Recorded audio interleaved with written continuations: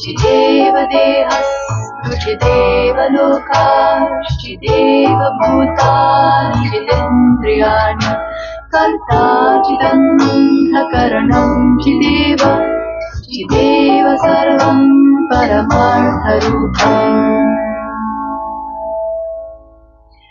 As a human I live in a body made of flesh, bones and blood of the earth. There's a fire and water within me and the air that I breathe of the world. And I know deep within me I live on and on like the waters of life and the salt in the sea. I live on and on, but I don't yet know where the waters of life and the salt of the sea they dissolve. There's a wind and it blows and it thunders, and the rains come and go on the plains. Once I saw you there standing before me, and now I am here all alone. And I know deep within me you live on and on like the waters of life and the salt in the sea. You live on and on, but I don't yet know when the waters of life and the salt of the sea they dissolve.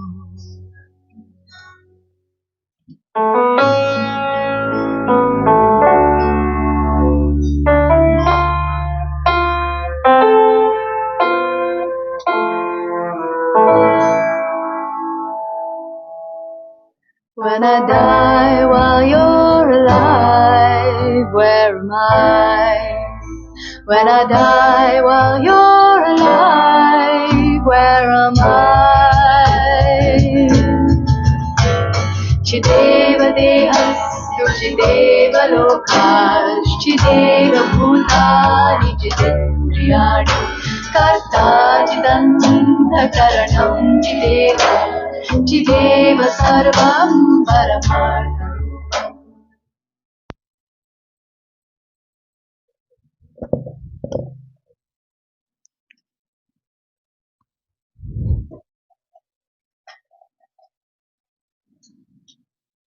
Chideva Dehastu Chideva Loka Chideva Bhutani Chidendriyani Karta Chidanta Karanam Chideva Chideva Sarvam Paramartha Rupam.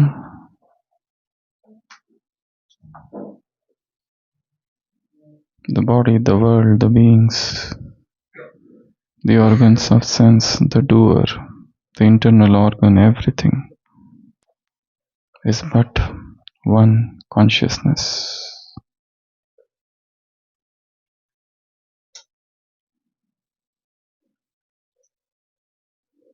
The divisions that we see speaks of our limited consciousness. When the consciousness is elevated and when the consciousness is undivided, from that exalted plane of consciousness, you see everything is one consciousness.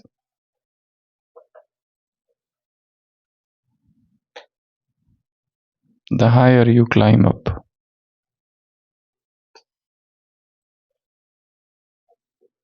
limitations go away. The prejudices, the biased mind no longer stays. The fight is in lower consciousness. You move up.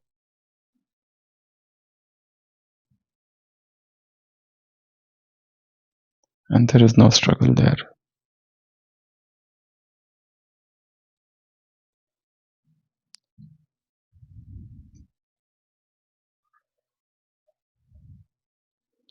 From an elevated throne, I gaze afar, upon souls below, like twinkling stars. First, I see devotees in their endless quest. In longing and love, they seek to be blessed. Some pure in heart, others caught in strife, crying out for peace, searching for light in life. So these are the first group of people, devotees. They are lost in their devotion. They are crying. They are searching something. They are wandering hither and thither, running from pillar to post, knowing not what to do. They want guidance.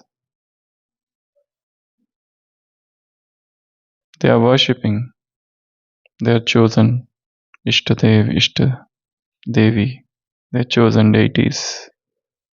Some are pure, some are impure, some are Satopradhan, some are Rajo, some are Tamo. Some are with desire, some are without desire, some are selfless, some are selfish. Some are lost in ceremonials, some are just worshipping with pure hearts. But each one of that devotee, whether they are worshipping Krishna, Sri Ram, and so many other gods and goddesses,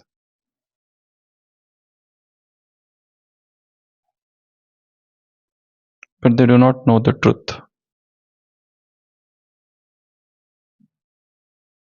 From an elevated throne, Baba says, you stand up, and from there you see them. I gaze afar upon souls below, they are like twinkling stars. First I see devotees in their endless quest.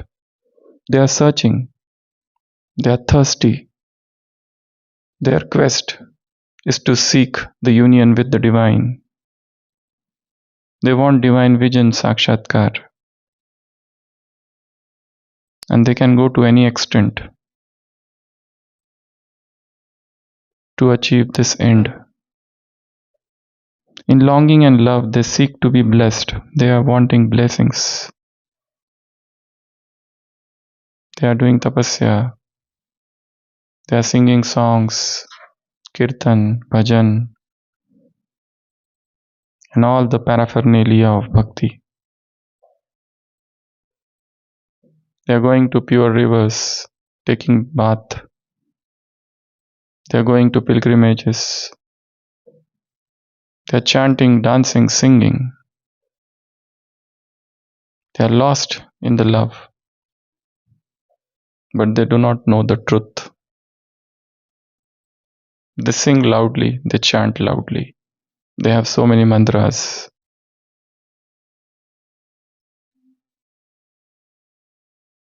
So this is the first group of people. Baba says, you will be able to see them only when your stage of the mind is elevated. And then look at them, see them. What are they doing? Not just the Indian devotees. You see the devotees across the world. All the religions of the world are the religions of devotion. The religions of the world are divided into yet another classification. One classification is the religion of devotion. Other classification is the religion of meditation, where they sit and meditate. Other classification is the religion of logic, science.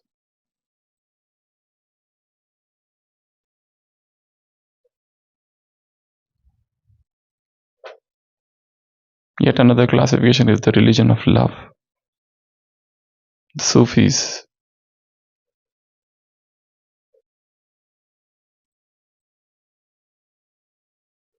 The religion of humanity. They just serve human beings, the worship of man as God. Shiva Jnane Jiva Seva.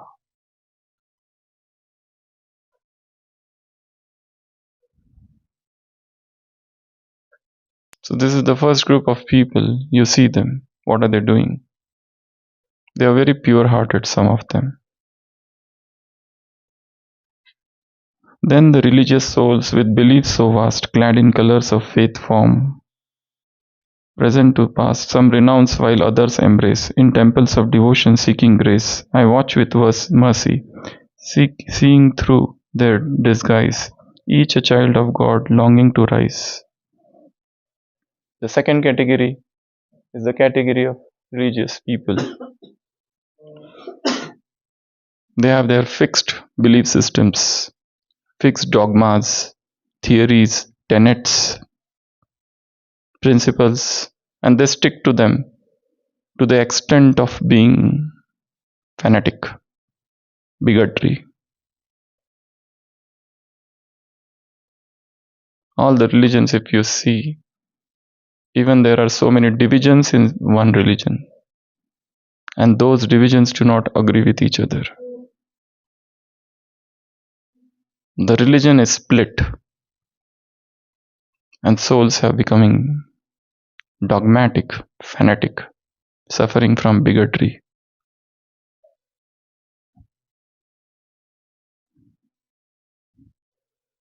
Baba divided them into two groups. There's the one group who are the great renouncers. They renounce everything.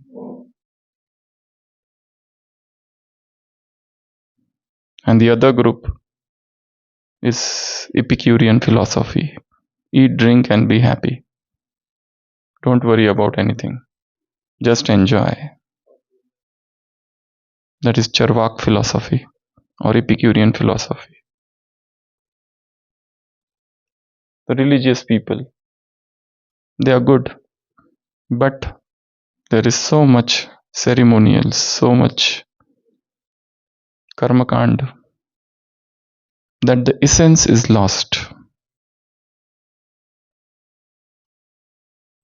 They are engaged in so many formalities that they do not know why they are doing that. Clad in colors of faith from present to past, some renounce while others embrace.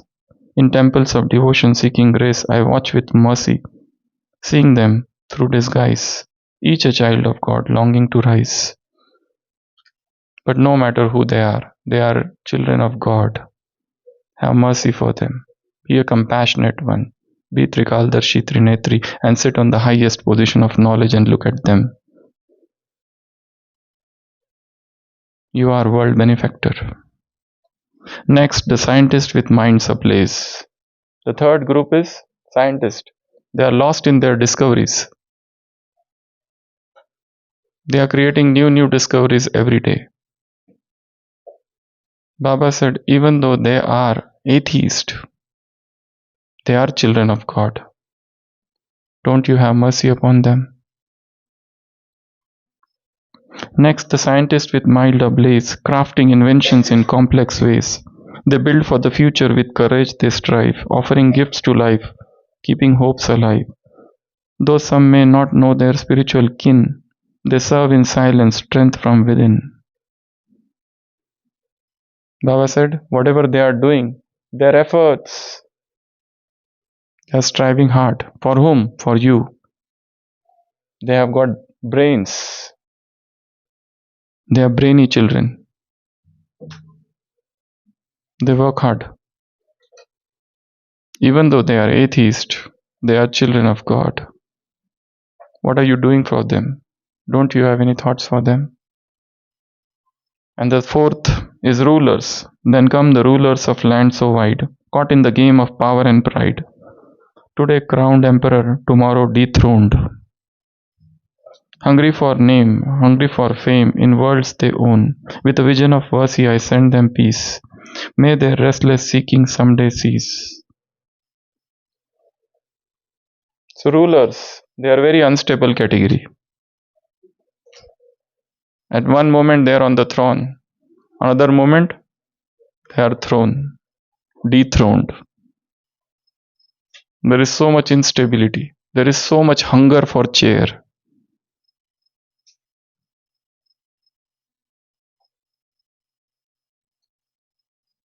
Winner 6. That word Baba has used. Bhavabara. So long as they are winners, it's good. But the moment they lose the vote, they are nowhere. So what are you doing for these rulers? Have mercy for them. And the fourth and the fifth group is general public. Lastly, the public singing songs of need. So this is that group which is always singing, chahiye, chahiye. I want, I desire, I desire. I want this. They chant a chorus of greed. Yet beneath each wish, a soul's pure call for freedom and love, for the good of all. With a gaze of love, I touch their hearts, hoping to heal the world's many part. O soul of mercy, world benefactor true, though through each group your light shines through. Spinner of the discus, ruler of the globe, in waves of love, may all find their abode. Once a seeker, a young man,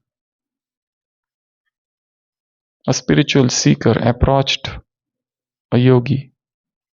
The yogi was known for his compassionate nature, whose words not just touched the mind but the hearts of all those who approached him. The young man came and said, I don't know what to do with this world. The world is driven by lust, by vices. There is so much sorrow, suffering, and the turmoil, and trials and tribulations. I want to do something for the worldlings. I want to do something for the laity. I want to do something for the people of this world. They are suffering so much in grief, in sorrow, and suffering. What should I do? The yogi casts a compassionate gaze on him and told him to follow him. And the yogi took that man to a cliff on the top. From there, they could see many villages. And the yogi said, just imagine there is an ocean there, and you are the lighthouse. You are the lighthouse, and there is an ocean, and there is one ship. It's a dark night. It is struggling. It's about to capsize. It's about to get drowned. What you will do? The man said, I will increase my light because it is the dark night. I'll increase my light so that they could see, because I am the lighthouse standing here, and there is an ocean, and there is a ship struggling. There is a storm.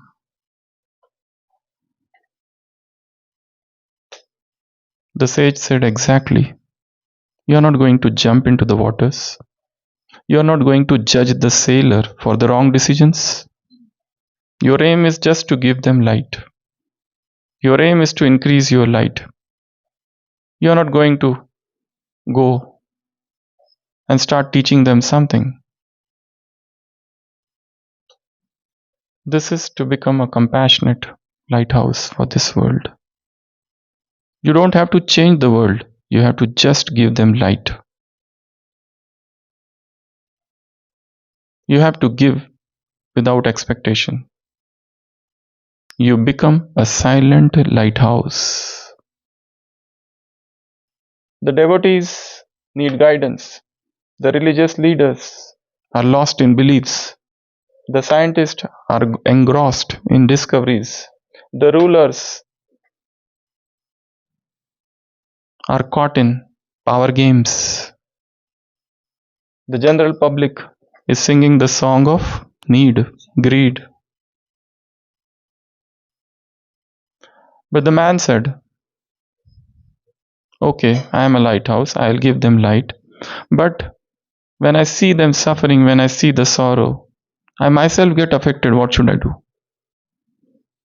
And the sage said again, Remember what I told you. You are the lighthouse. And lighthouse is always situated in those areas of danger where the weather is inclement,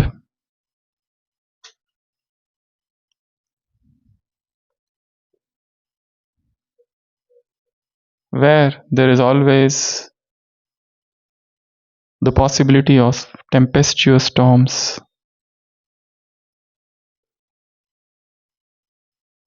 So the lighthouse doesn't get affected by what's happening outside. There is a storm, there is a flood, there is a volcano, whatever. The lighthouse stands. Its aim is to just give light, untouched, unaffected, unruffled, undisturbed.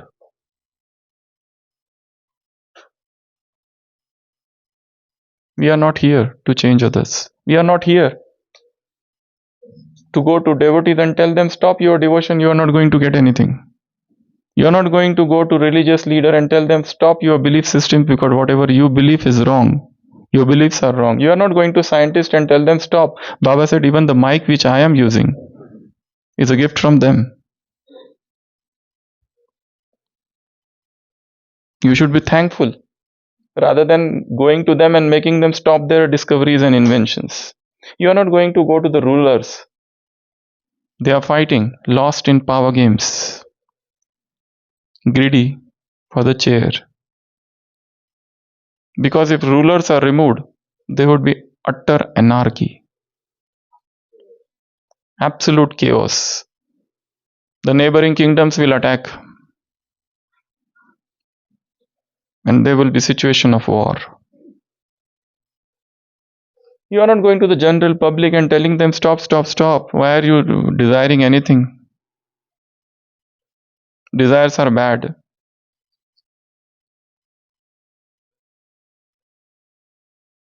You don't have to do anything to them. You don't have to change any five of them. You just have to give them light. You have to become the compassionate lighthouse. That's it.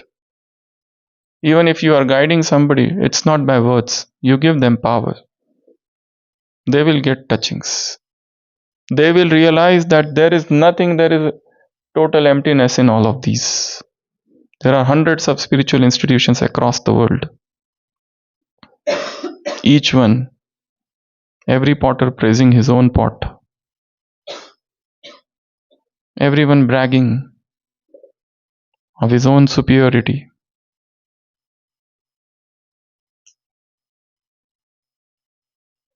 But in this diversity lies the beauty.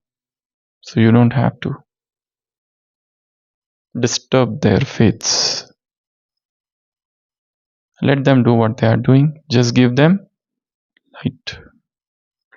And that's why Baba said Amrit Vela tour is very important. So today we have two tasks. Task number 1 is tour the world with a benevolent vision. Just take 5 to 10 minutes and move across the world. All the 5 continents, different oceans, the 5 elements, different group of people. These are just the 5. There are hundreds. You can divide so many. You can create so many. So spend 5 minutes and you yourself stay as a elevated stage, ruler of the globe, as if discus of the spinner of the discus of self-realization, or world benefactor, or Trinetri, or Trikaldashi, or world highest authority, or one who is the master of the globe, who is full in all the virtues, all the powers, all the treasures.